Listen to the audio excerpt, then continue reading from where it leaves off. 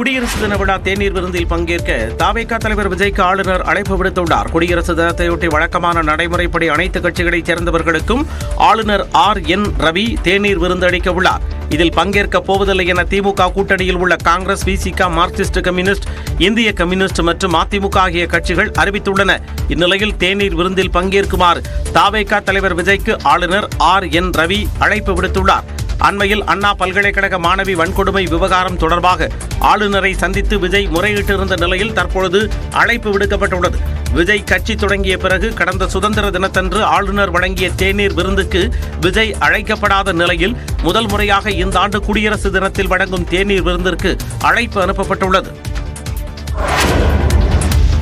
வேங்கை வயல் பிரச்சினை தொடர்பான வழக்கை சிபிஐ விசாரணைக்கு உத்தரவிட வேண்டும் என்று விடுதலை சிறுத்தைகள், மார்க்சிஸ்ட் கம்யூனிஸ்ட் கட்சிகள் வலியுறுத்தியுள்ளன. இது தொடர்பாக பேசிய மார்க்சிஸ்ட் மாநில செயலாளர் சண்முகம், பழிவாங்கும் நடவடிக்கையாக குடிநீரில் மனித கழிவு கலக்கப்பட்டுள்ளதாக குற்றப்பத்திரிகையில் கூறியது ஏற்கத்தக்கதல்ல என்றார்.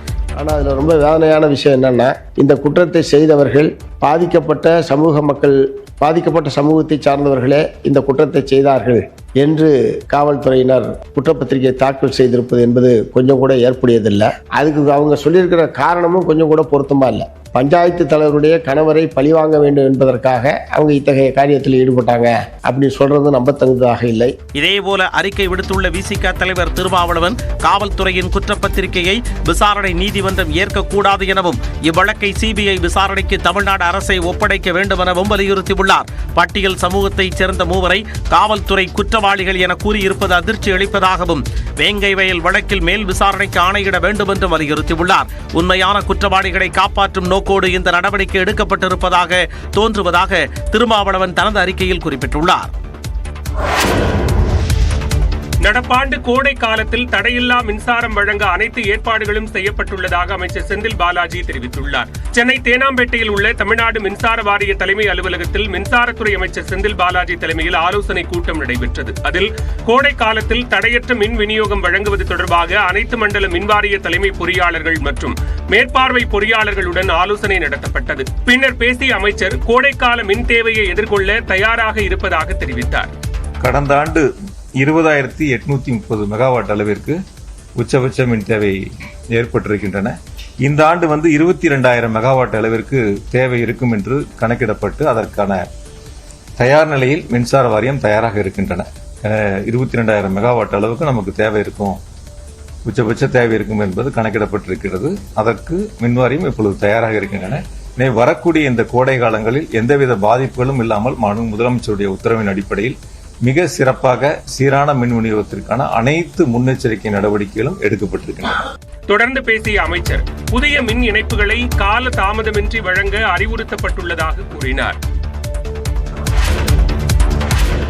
உள்துறை அமைச்சர் அமித்ஷா வரக்கூடிய 30ஆம் தேதி தமிழ்நாடு வர இருப்பதாக தகவல் வெளியாகியுள்ளது. மாநில பாஜகவிற்கு புதிய தலைவரை தேர்வு செய்ய தேர்தல் பொறுப்பாளராக மத்திய அமைச்சர் கிஷன் ரெட்டியை அந்த கட்சியின் தலைமை நியமித்தது. ஏற்கனவே மாவட்ட தலைவர்கள் பட்டியல் வெளியாகி இருக்கக்கூடிய நிலையில் மாநில தலைவரை தேர்வு செய்வதற்கு பாஜக தீவிரம் காட்டி வருகிறது. இதற்காக வரக்கூடிய 30 மற்றும் 31 ஆகிய தேதிகளில் கிஷன் ரெட்டி தமிழ்நாடு வர இருப்பதாக தெரிகிறது. அவருடன் உள்துறை அமைச்சர் அமித்ஷா வரவுள்ளதாகவும் தகவல் வெளியாகியுள்ளது. 2 நாள் பயணத்தில் மதுரையில் டங்ஸ்டன் சுரங்கம் அமையவிருந்த இடத்தையும் சுரங்க ஏலம் ரத்து செய்யப்பட்டதற்கு பாஜக சார்பில் நடைபெறக்கூடிய பாராட்டு விழாவிலும் கலந்து கொள்வார்கள் என்று எதிர்பார்க்கப்படுகிறது. அப்போது பாஜகவின் புதிய தலைவரை அறிவிக்க வாய்ப்பிருப்பதாக கூறப்படுகிறது. மக்களை மீண்டும் மீண்டும் நம்பி வரும் தனக்கு நம்பிக்கை துரோகம் செய்து விடாதீர்கள் என ஈரோடு கிழக்கு தொகுதி இடைத்தேர்தல் பிரச்சார பொதுக்கூட்டத்தில் நாம் தமிழர் கட்சி ஒருங்கிணைப்பாளர் சீமான் பேசினார். ஈரோடு கிழக்கில் போட்டியிடும் நாம் தமிழர் கட்சி வேட்பாளர் சீதாலட்சுமியை ஆதரித்து கருங்கல் பாளையத்தில் நடைபெற்ற தேர்தல் பொதுக்கூட்டத்தில் சீமான் வாக்கு சேகரித்தார். அப்போது பேசிய அவர் 90% குற்றங்கள் போதையின் காரணமாகவே நடைபெறுவதாகவும் அரசு ஒருபுறம் போதைக்கு அடிமையாகாதீர்கள் என சொல்லிவிட்டு மறுபுறம் மது விற்பனை ஏன் குறைந்தது என்று ஆய்வு மேற்கொள்வதாகவும் குற்றம் சாட்டினார். தமிழ்நாடு 8.5 லட்சம் கோடியை கடனாக பெற்றிருக்கிறது. ஒரே ஒரு கேள்வியை எழுப்புங்கள், நீங்களே எழுப்பி பாருங்கள். 8.5 லட்சம் கோடியை கடனாக பெற்று இந்த நாட்டை ஆண்ட ஆட்சியாளர்கள் நிறைவேற்றிய ஒரே ஒரு நலத்திட்டம் ஒன்று சொல்லுங்கள். இன்றே இறங்கி இப்படியே நான் பிறந்த ஊருக்கு சென்று விடுகிறேன். தொடர்ந்து பேசிய சீமான், ஒவ்வொரு வாக்கும் மக்களை, மண்ணை, எதிர்கால தலைமுறையை காக்கும் என நினைத்து வாக்களிக்க வேண்டும் எனவும், ஈரோடு கிழக்கு தொகுதி மாற்றத்திற்கான விதையாக விழும் என தான் நம்புவதாகவும் தெரிவித்தார். ராணிப்பேட்டை மாவட்டம் நெமிலி அருகே கொல்லப்பட்ட தமிழரசனின் உடலை பிரேத பரிசோதனை செய்ய சகோதரரிடம் காவல்துறையினர் கையெழுத்து வாங்க முற்பட்டதால் இரு தரப்புக்கும் இடையே வாக்குவாதம் ஏற்பட்டது. திருமால்பூர் நெல்வாய் பகுதியில் இளைஞர்களுக்குள் ஏற்பட்ட தகராறில் இருவர் மீது பெட்ரோல் ஊற்றி தீ வைத்த சம்பவத்தில் தமிழரசன் என்பவர் சிகிச்சை பலனின்றி கடந்த 22ஆம் தேதியன்று உயிரிழந்தார். இதனைத் தொடர்ந்து உயிரிழந்த தமிழரசனின் குடும்பத்தினருக்கு 25 லட்சம் ரூபாய் நிதியுதவி வழங்க வேண்டும் என்றும், குடும்பத்தில் ஒருவருக்கு அரசு வேலை வழங்க வேண்டும் என்றும் கூறி அவரது உடலை வாங்க மறுத்து உறவினர்கள் போராட்டத்தில் ஈடுபட்டு வருகின்றனர். இதனிடையே தமிழரசனின் உறவினர்களிடம் காவல்துறையினர் நடத்திய பேச்சுவார்த்தையில் உடன்பாடு ஏற்படாததால் அவர்களது உறவினர்கள் தொடர் போராட்டத்தில் ஈடுபட்டு வருகின்றனர். இந்நிலையில் காவல்துறையினர் உயிரிழந்த தமிழரசனின் தம்பியிடம் பிரேத பரிசோதனைக்காக கையெழுத்து வாங்க முற்பட்டதாக கூறப்படுகிறது. இதனால் அவரது உறவினர்கள் காவல்துறையினருடன் வாக்குவாதத்தில் ஈடுபட்டதால் அப்பகுதியில் பரபரப்பு ஏற்பட்டது.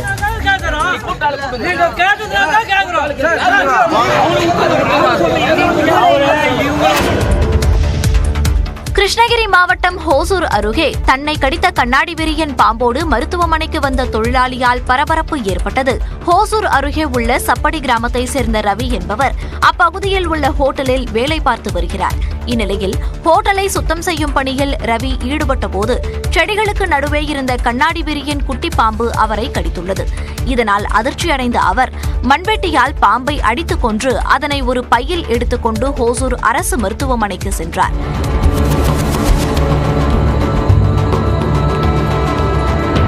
இதையடுத்து அவருக்கு சிகிச்சை அளித்த மருத்துவர்கள் குட்டி கண்ணாடி விரியன் பாம்பு என்பதால் பெரிய ஆபத்து இல்லை என கூறி அவரை ஒருநாள் மருத்துவர்களின் கண்காணிப்பில் இருக்குமாறு அறிவுறுத்தினர்.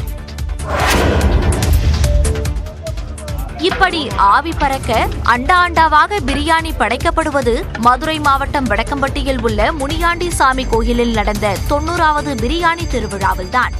இந்தியா மட்டுமின்றி வெளிநாடுகளில் முனியாண்டி விலாஸ் உணவகங்கள் நடத்தி வரும் உரிமையாளர்கள் தை மாதம் 2வது வெள்ளிக்கிழமை முனியாண்டி சாமி கோயிலில் குவிந்து கொண்டாடுவது வழக்கம். பகலில் பால்குடம் எடுத்து வந்த பக்தர்கள் சாமிக்கு அபிஷேகம் செய்தனர். மாலையில் தேங்காய், பூத்தட்டுகளுடன் ஆட்டம்பாட்டத்துடன் ஊர்வலமாக வந்தனர். விழாவின் நிறைவாக 150 ஆடுகள், 300 கோழிகள் படையலிடப்பட்டு 2500 கிலோ சீரக சம்பா அரிசியில் ஆவி பறக்க கமகமவென 20 அண்டாக்களில் அசைவ பிரியாணி தயார் செய்யப்பட்டன. அதிகாலை 5 மணிக்கு கருப்பசாமிக்கு பிரியாணி படைக்கப்பட்டு பின்னர் பிரியாணி அன்னதானமாக வழங்கப்பட்டது. இந்த விழாவின் முக்கியத்துவம் இது 90வது ஆண்டு என்பதால் அதிகமான மக்கள் கூட்டம் அதிகமாக உள்ளது. இனிமேல் வர்ற வருடங்களிலும் வருங்கால தலைமுறைகள் இதைவிட சிறப்பாக செய்வார்கள் என்ற நம்பிக்கை எங்களுக்கு உண்டு. இந்த நிகழ்ச்சியில் 20க்கும் மேற்பட்ட கிராமத்தினர் வயது பேதமின்றி பங்கேற்று பிரசாதத்தை பெற்றனர். வக்பு வாரிய திருத்த மசோதா தொடர்பான நாடாளுமன்ற கூட்டுக்குழுவில் இருந்து இடைநீக்கம் செய்யப்பட்ட எம்பிக்கள் மக்களவை சபாநாயகருக்கு கடிதம் எழுதியுள்ளனர். நாடாளுமன்ற கூட்டுக்குழு கூட்டம் காலை 11 மணி அளவில் நடைபெற்ற நிலையில் கூட்டத்தில் அமளியில் ஈடுபட்டதாக எதிர்க்கட்சி எம்பி ஆர் ராசா உள்ளிட்ட 10 பேர் இடைநீக்கம் செய்யப்பட்டனர். இந்நிலையில் செய்தியாளர்களை சந்தித்த ஆர் ராசா உள்ளிட்ட எம்பிக்கள் வக்பு வாரிய சட்ட திருத்த மசோதாவில் ஒவ்வொரு சரத்துக்களின் அடிப்படையில் விவாதம் நடத்த கோரப்பட்ட நிலையில் டெல்லி சட்டமன்ற தேர்தலை கருத்தில் கொண்டு விரைவாக விவாதத்தை நிறைவு செய்ய திட்டமிடுவதாக தெரிவித்தனர். மேலும் ஏப்ரல் மாதம் வரை மசோதா குறித்து ஆய்வறிக்கை தாக்கல் செய்ய கால அவகாசம் உள்ள நிலையில் குடியரசு தினம் நிகழ்ச்சிகள் காரணமாக ஜனவரி 27ஆம் தேதி வைக்கப்பட்ட கூட்டத்தை வேறு தேதிக்கு மாற்ற கோரிக்கை வைத்ததாகவும் தங்கள் கோரிக்கை பரிசீலிக்கப்படாமல் இடைநீக்கம் செய்யப்பட்டதாக எம்பிக்கள் தெரிவித்தனர். இந்நிலையில் இடைநீக்கம் குறித்து எம்பிக்கள் மக்களவை சபாநாயகர் ஓம் பிர்லாவுக்கு கடிதம் எழுதியுள்ளனர். விசாரணையை வெளிப்படையாகவும் நியாயமாகவும் நடத்த நாடாளுமன்ற கூட்டுக்குழு தலைவருக்கு அறிவுறுத்த வேண்டுமென இடைநீக்க எம்பிக்கள் கடிதத்தில் அறிவுறுத்தியுள்ளனர். ஐபோன் மற்றும் ஆண்ட்ராய்டு வாடிக்கையாளர்களிடம் தனித்தனி கட்டண வசூல் புகாருக்கு ஓலா மற்றும் ஊபர் நிறுவனங்கள் மறுப்பு தெரிவித்துள்ளன. ஆண்ட்ராய்டு போன் மூலம் முன்பதிவு செய்தவர்களுக்கு குறைந்த கட்டணமும், ஐபோன் மூலமும் மேற்கொள்ளும் முன்பதிவுகளுக்கு அதிக கட்டணமும் ஓலா மற்றும் ஊபர் நிறுவனங்கள் நிர்ணயிப்பதாக தொடர் புகார்கள் எழுந்தன.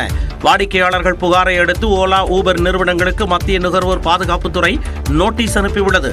நுகர்வோர் அளித்த தொடர் புகார்களின் அடிப்படையில் 2 நிறுவனங்களுக்கும் நோட்டீஸ் அனுப்பியதாக மத்திய நுகர்வோர் விவகாரங்களுக்கான அமைச்சர் பிரகலாத் ஜோஷி தனது எக்ஸ் பக்கத்தில் தெரிவித்திருந்தார். இந்நிலையில் கட்டண குற்றச்சாட்டுகளுக்கு ஓலா மற்றும் ஊபர் நிறுவனங்கள் மறுப்பு தெரிவித்துள்ளன. ஒரே மாதிரியான விலை அமைப்பு முறையை கொண்டிருப்பதாகவும், வாடிக்கையாளர்களின் செல்போன்களுக்கு ஏற்றவாறு கட்டணம் வசூல் செய்வதில்லை என்றும் ஓலா நிறுவன நுகர்வோர் செய்தி தொடர்பாளர் விளக்கம் அளித்துள்ளார். உக்ரைனுடனான போர் நிறுத்தம் குறித்து அமெரிக்க அதிபர் டிரம்புடன் பேச்சுவார்த்தை நடத்த தாம் தயாராக இருப்பதாக ரஷ்ய அதிபர் விளாடிமிர் புதின் அறிவித்துள்ளார். அமெரிக்க அதிபராக அண்மையில் பதவியேற்ற டிரம்ப் உக்ரைன் போரை ரஷ்யா நிறுத்தவில்லை என்றால் கடும் வரி விதிப்பதுடன் பல்வேறு தடைகளையும் விதிக்க நேரிடும் என்று கூறியிருந்தார். அதிபர் டிரம்பின் பேச்சுக்கு பதிலளித்துள்ள புதின் 2022 அதிபராக டிரம்ப் இருந்திருந்தால் உக்ரைன் போரே நடந்திருக்காது என்றார். மேலும் பேச்சுவார்த்தைக்கு தாம் தயாராக இருப்பதாகவும், அமெரிக்கா மற்றும் ரஷ்யா இடையே எந்த பாதிப்பும் ஏற்படாத வகையில் பேச்சுவார்த்தை நடத்த விரும்புவதாகவும் புதின் கூறியுள்ளார். 2020ஆம் ஆண்டு அமெரிக்க அதிபர் தேர்தலில் டிரம்பின் வெற்றியை எதிரணி திருடிவிட்டதாகவும் புதின் விமர்சித்தார். போர் நிறுத்த ஒப்பந்தத்தின் ஒரு பகுதியாக தங்கள் வசம் இருக்கும் பிணை கைதிகளில் 4 இஸ்ரேலிய பெண் ராணுவ வீரர்களை விடுவிக்க உள்ளதாக ஹமாஸ் அமைப்பு அறிவித்துள்ளது. கடந்த 2023ஆம் ஆண்டு அக்டோபர் மாதம் 7ஆம் தேதி இஸ்ரேலுக்குள் புகுந்த ஹமாஸ் படையினர் சிலரை சிறைப்பிடித்துச் சென்றனர். ஓராண்டுக்கும் மேலாக நடந்த போர் அண்மையில் முன்னாள் அமெரிக்க அதிபர் பைடன் தலையீட்டில் நிறுத்தப்பட்டது. கடந்த ஞாயிற்றுக்கிழமை 3 பெண்களை ஹமாஸ் அமைப்பினர் விடுவித்தனர். இந்த நிலையில் போர் நிறுத்த ஒப்பந்தத்தின்படி இஸ்ரேலிய சிறையில் இருக்கும் பாலஸ்தீனர்களை விடுவிக்க ஹமாஸ் கோரியுள்ளது. பதிலுக்கு தங்கள் வசம் இருக்கும் 33 இஸ்ரேலியர்களை அனுப்பி வைப்பதாகவும் அந்த அமைப்பு உறுதியளித்துள்ளது. இந்த நிலையில் இஸ்ரேலை சேர்ந்த 4 பெண் ராணுவ வீரர்களை விடுவிக்க உள்ளதாக ஹமாஸ் அறிவித்துள்ளது. இன்னும் 91 பேர் ஹமாஸ் வசம் பிணை கைதிகளாக இருப்பது குறிப்பிடத்தக்கது.